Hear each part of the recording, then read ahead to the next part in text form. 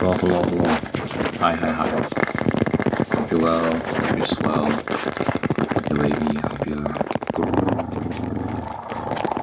great. Hey. I need to set a timer. I want to talk about something, but I don't want to spend too much time on it. I'm going to set a timer for 5 minutes. Okay.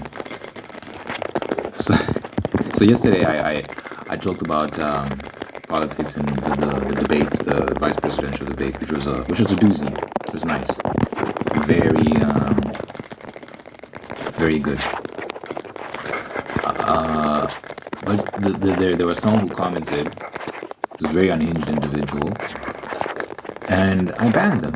So I just wanted to have a conversation about banning and all these sort of things and debating and comments, because things can be misconstrued a lot. So I just to clarify a few things that I've noticed sometimes people misunderstand. With YouTube in particular, when someone comments something that YouTube deems inappropriate, it will hide their comments. This has happened a couple times. So other people might not see it, but I'll see it. So I'd gone on my YouTube studio and I saw there were 2 new comments, but then I wasn't seeing the comments. I'm like, what's happening? So usually when that happens, I have to leave the studio app, go into the actual YouTube, go into my comment section of that video, tap on newest comments, and then that comment will pop up. So this person was talking about, because I was talking about American politics, this person was basically saying, you're from South Africa, you people are poor, you're uneducated, you have terrible social conditions, therefore you in particular as an individual can't talk about American politics. That's what this person said.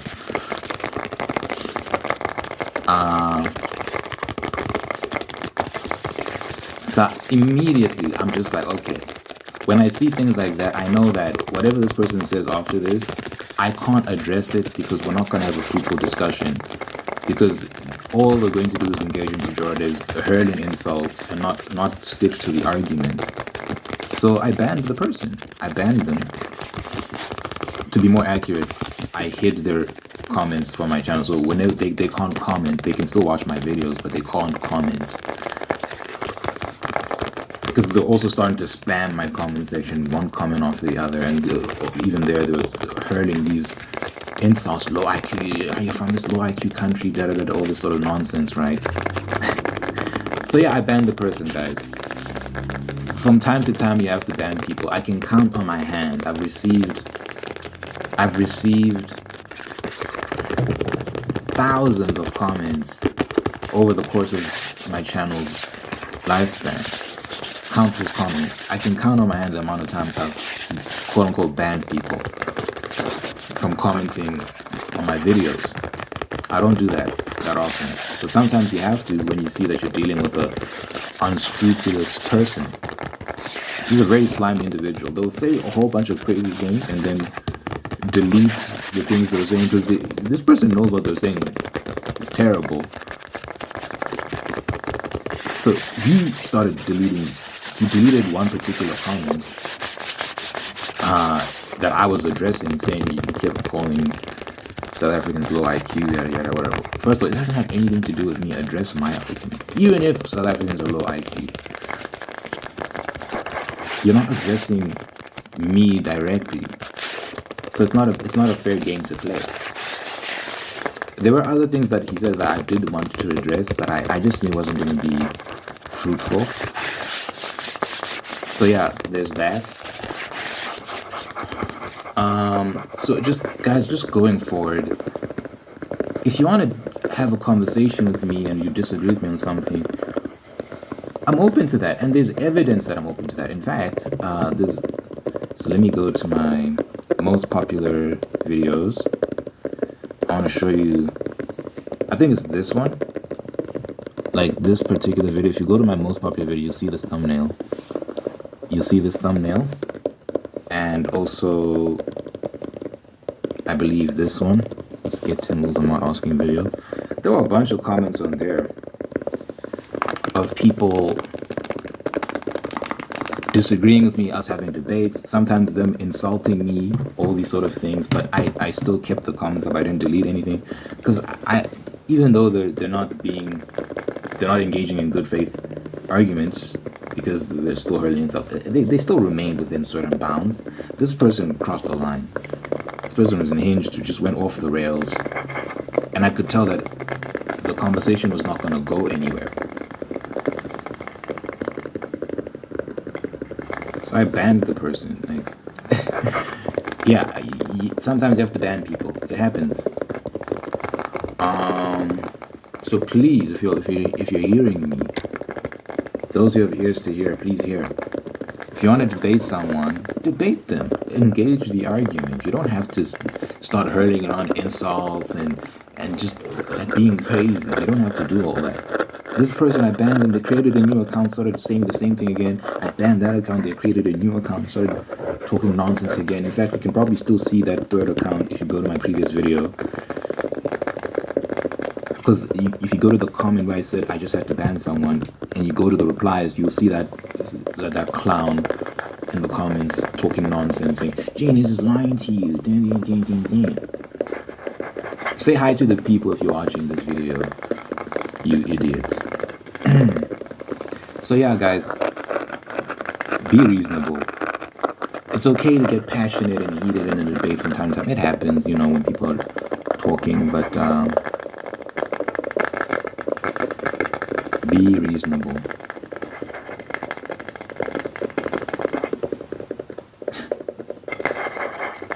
But yeah, moving on.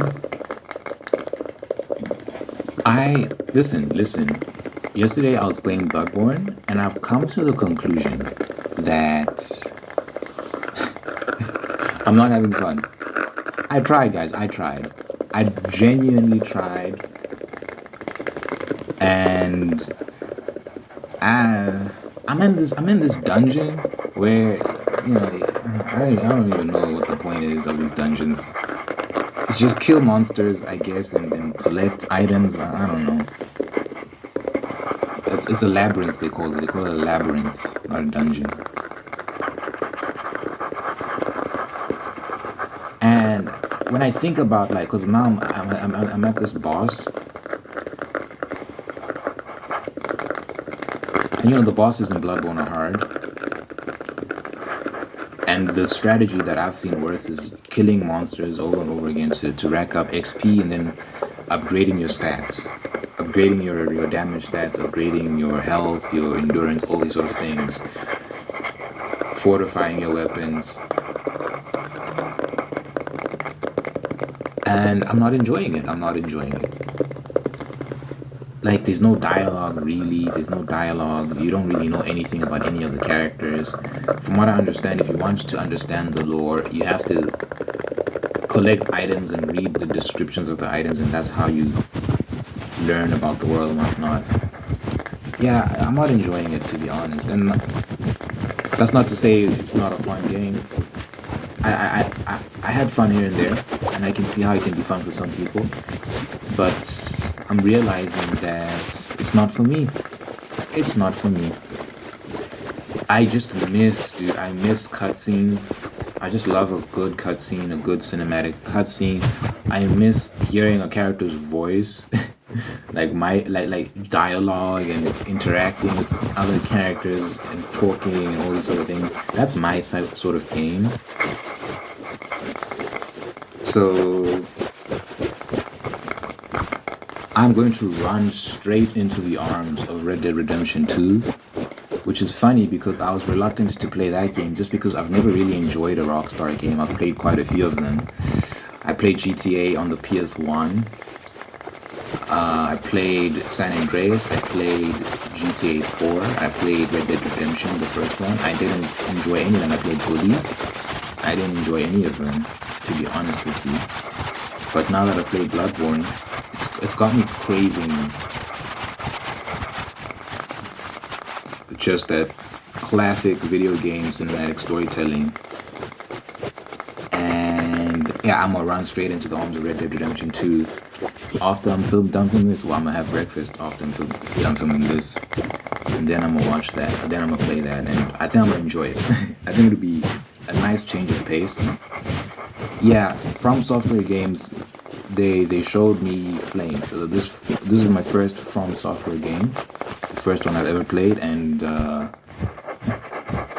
I saw fire. I was like, what is this? You know what? To my credit, it's not that I can't do it. It's not that it's too hard. Is that my pride speaking? I don't know. Cause look, I did, I gave it a fair shake. I beat Father Gascoigne. I beat the Bloodstock Beast. I made it to the labyrinth and did that. I can see myself progressing, especially if I employ the strategy of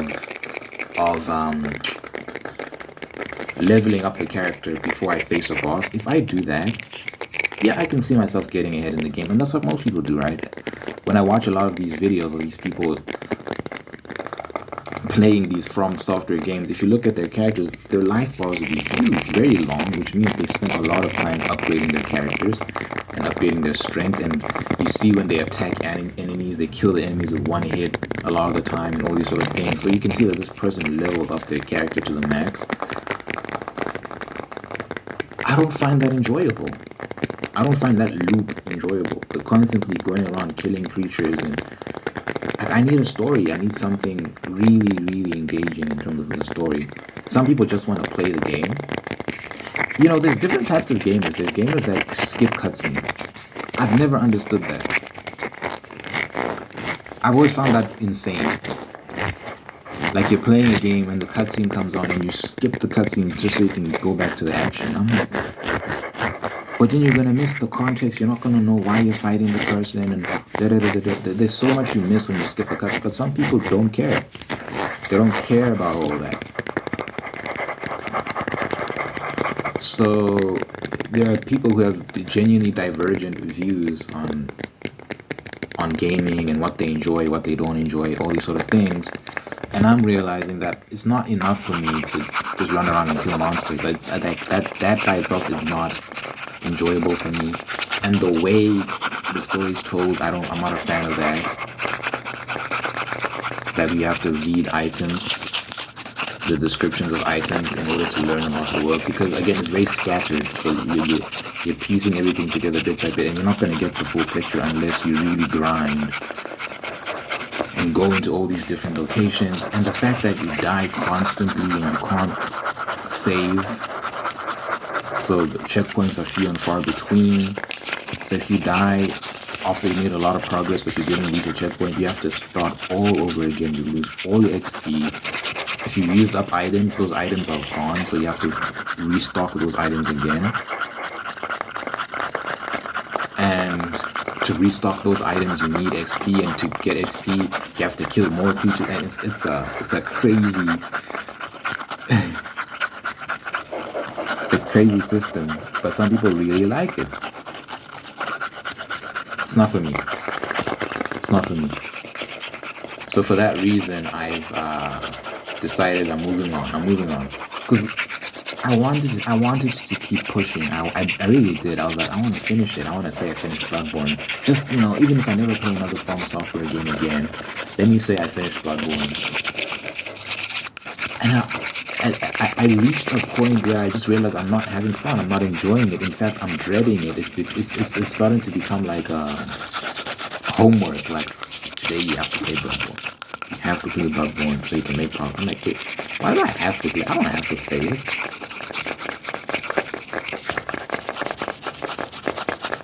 So yeah, no offense to the people that love that game. There are a lot of people that love Bloodborne. There are a lot of people love Bloodborne. I'm not one of them. I'm not part of that gang. I love Uncharted. I'm a big fan of Uncharted. I'm a big fan of Batman Arkham series, The Last of Us. Metal Gear is my favorite video game series of all time. Death Stranding was a mixed bag. The story of Death Stranding in my opinion, a bit all over the place, but still substantive. Still had great moments. Very beautiful world, you know, sort of thing. I like Death Stranding. Death Stranding 2 is coming out. I'm gonna play Death Stranding 2, and I'm probably gonna. I think it's gonna be more of the same, just in terms of. I think they're gonna double down. I think it's. And there'll be people who love that, people who absolutely despise that, think it's trash. And I'll be in the camp of like, there's things I don't particularly like, particularly when it comes to the storytelling. I think the storytelling is a bit helter-skelter. I don't know if that's the right way of phrasing it. It's just when you're dealing with narratives that are that complicated, I do think sometimes you find a lot of loopholes, because there are a lot of things you have to manage, a lot of details. Because this is a story about the realm of the dead mixing with the realm of the living, and the various complications that come with that. And it's Hideo Kojima, so his mind, he really goes in a whole lot of different directions that you won't see other people go in. So it gets very complicated, and sometimes it feels convoluted. It just feels like this is starting to become a bit messy, the story. So there were points I felt that was happening, but overall, I enjoyed the experience. I'm hoping the second game will be more refined, just a better experience overall, that they'll rein certain things in and maintain a certain level of focus. We'll see, but either way, I'll enjoy it. If it's just more of the same, I think I'll have a good experience. Obviously, the story will progress, and there'll be new characters and new details, and I'm liking what I'm seeing so far. You should watch the trailers. It's very interesting. I like his games. I like his style of games. Metal Gear as a series is chef's kiss. I think he did a great job there. Death Stranding, because he's playing with these high, I don't know if you categorize them as high concepts necessarily, but these complicated concepts, I think because of that fact, I think it's a bit, the story is a bit more, it's a lot harder to follow than the story of Metal Gear.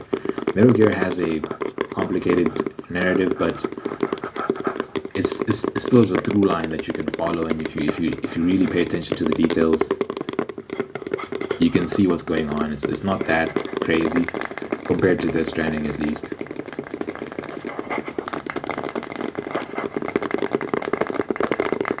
Anywho, those are my type of games.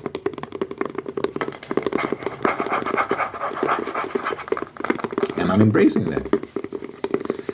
I'm embracing it. I'm gonna play Resident Evil 2 soon. After I don't know if I'm gonna finish Red Dead Redemption 2, we'll see. But I'm gonna play Red Dead Redemption 2 and then Resident Evil, and I'll see. I think I'll enjoy that as well. We'll see.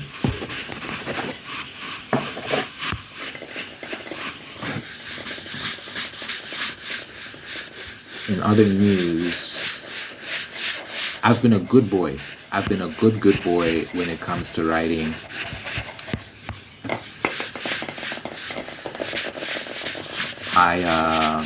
I wrote yesterday. I'm making good progress with the book, and it's encouraging, the progress I'm making. Just have to keep it going. There's a halfway point I want to reach. There's a halfway point I'm trying to reach. Once I reach that halfway point of the overall narrative, that's a good sign. That's a great sign, because I know the ending. I know how the story ends. It's just about connecting the dots. So I'm inching towards that. Right now, I'm doing some character development. So I'm currently writing like a flashback chapter. A bunch of flashbacks. Just to really explain the history between certain characters and develop them, right? Before I get back into the action. just so people have a stronger connection to the characters they're following. So I'm doing that, and I'm slowly defining what that midway point is going to be. What is defined by, like, what is the event that will be characterized as like the middle of the story. What is that event? What does it look like? What happens in particular? I'm slowly fleshing out those details in my mind. Once I have that defined, it'll be easier to write towards it. I'm getting closer to that. I need to write certain things down because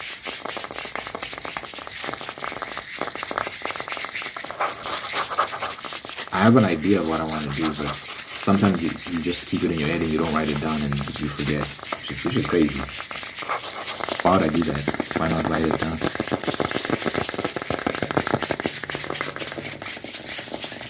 But anywho, making good progress, making good progress.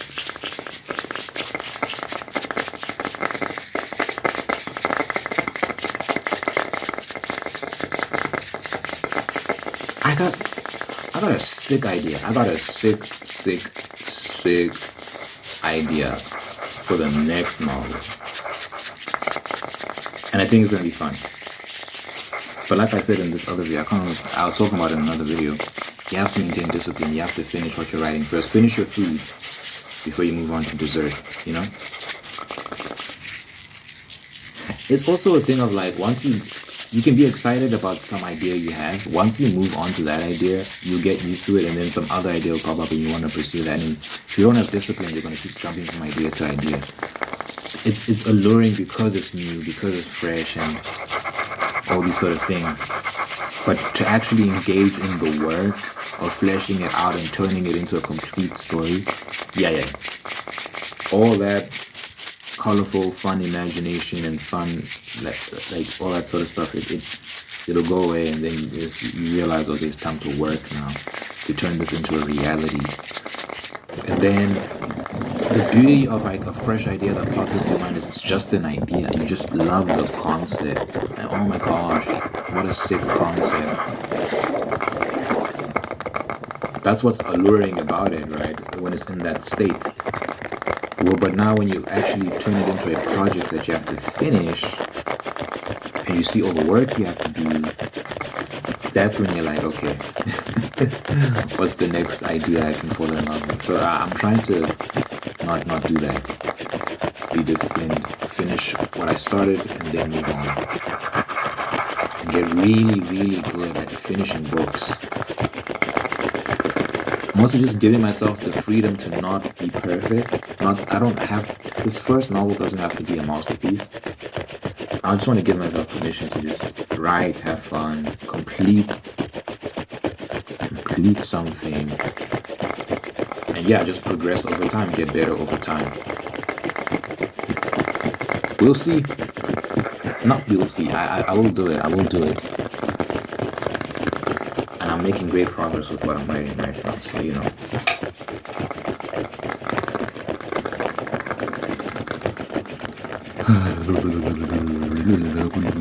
Oh, in other news, I actually saw something very interesting yesterday.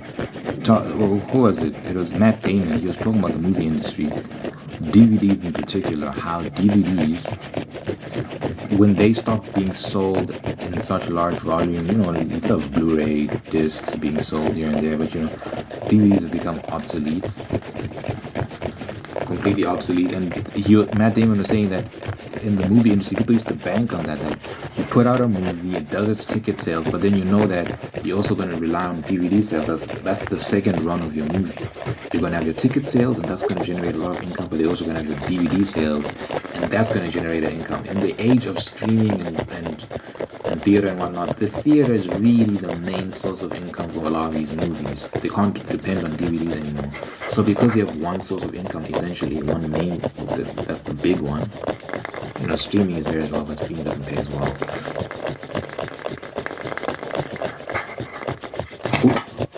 a movie has to gross because these movies cost so much money to make. It's ridiculous. A movie has to gross $100 million just for these studios to break even on their costs. Just to break even, 100 million, and then your profit starts from there. So you're gonna probably have to earn a lot more than that so that you can it can be worth it. The profit, so that your profits can be worth it. Whether the process was worth it. So Matt Damon was saying that's why movies are expensive. I mean, it gets so expensive to make these days, but it's also why a lot of movies that used to be made in the 90s and so on and so forth, or like they don't get made anymore because the sort of movies that rake in 100 million in cash are like big blockbusters that transform as well. Not these days. Those movies are trash these days. It's just a Transformers movie. Oh my god.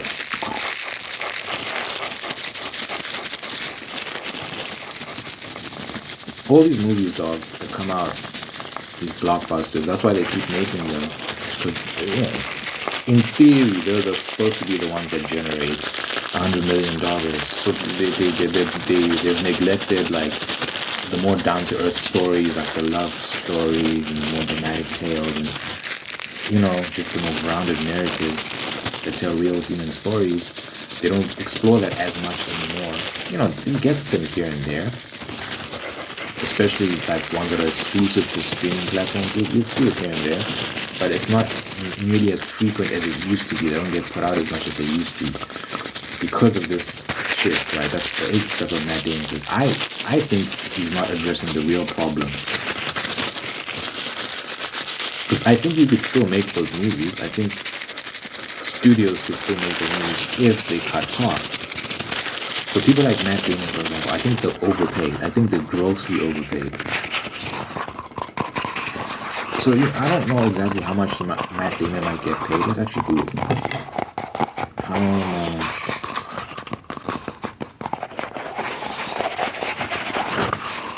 Matt Damon get paid per movie? Let's see.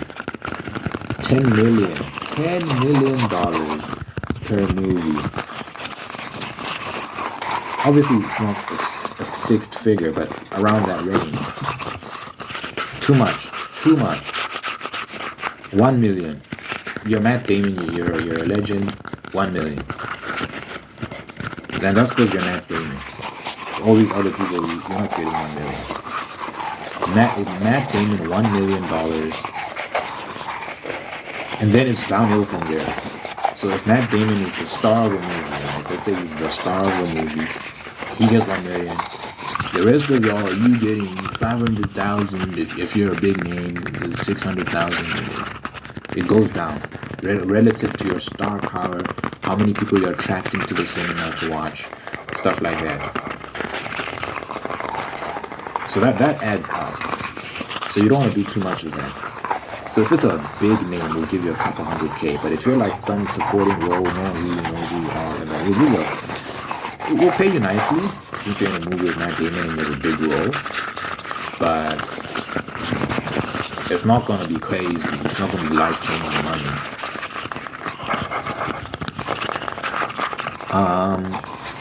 So that when it comes to paying the actors, you keep the costs down, and then you have to pay the staff, like the people who are like the cinematographers, the editors, the VFX, all these people doing hair and makeup. You have to pay them as well, so keep that in mind. So we can't be splurging. You get 10 million, you get 20 million, you get this, you get that. No. Those days are gone. Those days are over. We're gonna have to start being practical. We're gonna have to start being pragmatic.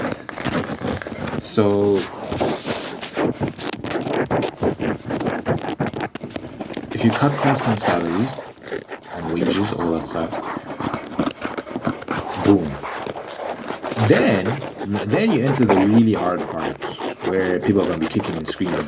You need to start firing people. There are a lot of useless departments in all these studios. If you watch film credits these days, they're getting longer. I don't know if you noticed, film credits are getting longer, and you see all these names. Some people in charge of diversity, equity, and inclusion in a studio. You need to go. You are useless job. You got therapists on set. Y'all need to go as well. People will say, we need to take care of the mental health of the crew. They can do that in their own time. Take care of your own mental health. Why are we footing the bill for that? You got friends. If you want to talk to someone, you can talk to the people on set. We'll talk to you. We'll free of charge. What's the problem? I'm so into my role. I'm just sad. Okay, it's okay. It'll be fine. Don't worry. It's make believe. It's make believe. It's not real. We'll talk to you. It's okay. We're not paying a therapist for that. It's ridiculous. And these therapists, they're probably gonna get paid a lot of money as well. So get rid of them. Get rid of the DEI specialists. That's a scam, and it's ruined the film industry as well. The movies, we could go down that rabbit hole, but we don't need to. And yeah, I don't know who else. I don't know what other crazy jobs and positions they have. But whoever's not really contributing anything necessary, you're gone. And look, firing people's never easy. Someone will always make an argument for why their job is essential, why they deserve to be there, all that sort of stuff. But you have to be strict. You have to trim the fat. There's going to be some kicking and screaming. Some people are not going to be happy about it. You're going to get accused of all sorts of things. You're heartless, you're cold. But hey, man, we need to save the movie industry. Because it is in dire straits right now. The movies coming out of Hollywood are terrible. Terrible, terrible, terrible, terrible. So to make Hollywood great again, I don't know if that's possible. I think Hollywood's on its way out. I think a parallel economy is developing. I think independent studios are a thing now. I think independent filmmakers are becoming more of a thing now. So I think the way films are produced, the way film is disseminated, is changing rapidly. So the concept of Hollywood as a central location, I don't know if that's going to be the case for much longer. We'll see. But I don't think so. I think its days are numbered. But anyway, just make filmmaking great again. Filmmaking in general.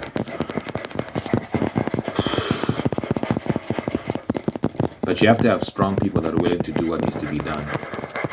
Trim the fat. Again, they'll always be like, we need therapists because they're nah. Not good. It's not good. We're gonna have to fire y'all. We're firing you. Please.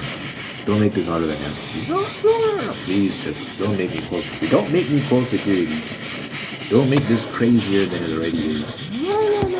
Okay, security. And then you drag the person out, and then you're the villain now. And crazy. It's crazy, man.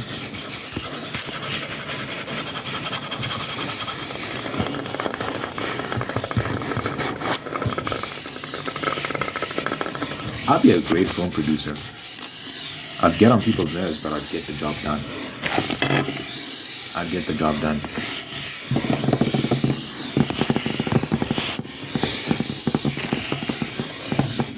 I want to be a director, though. I just feel like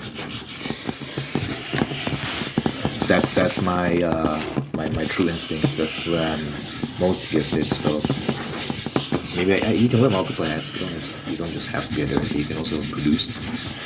It's best to delegate that role to someone else so you can just focus on directing. I would not want to be a director and producer. That's chaotic. Because you want to focus. You want to focus on the task at hand, making the movie, and then you let someone else think about locations and like handling those details, like who's paying for the location, what time are we getting there, catering. By the way, catering is another thing. I was half joking, thinking about just banning catering and being like bring your own fucking food because everyone else at every other workplace does that. But you know, with films it's tricky because it's very long hours. I don't know. These are just excuses. If push came to shove and the catering was not at all available, people would make a way. They'll bring their own food. They'll do this. They'll do that. So I think catering is just a nicety. It's just people being nice. But you know, we can do it. But it'll be like bare bones, like very basic stuff. We don't want to spend too much money on catering. So like, you know, basic sandwiches, fruits, vegetables. The issue is when people start saying, I'm vegan, I'm this, I'm that. Like, listen, don't piss me off. Don't make my life harder.